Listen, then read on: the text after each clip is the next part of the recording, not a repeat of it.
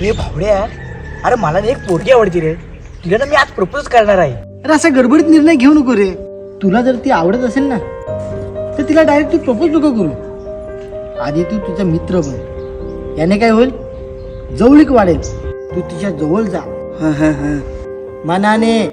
कधी कधी तू तिला असं बोल, काय ग आज तू टिके नाही लावली पण तुझ्या कानातली छान दिसत हा.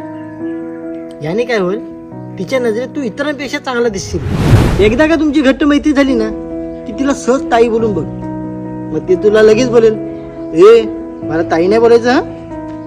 मला समजून जायचं तुमची लव्ह स्टोरी चालू झाली. अरे एकदा ताई बोलून तर बघ. हे साक्षी, आजपासून मी तुला ताई म्हणू. हो चालेल, मी पण आजपासून तुला दादा म्हणेन.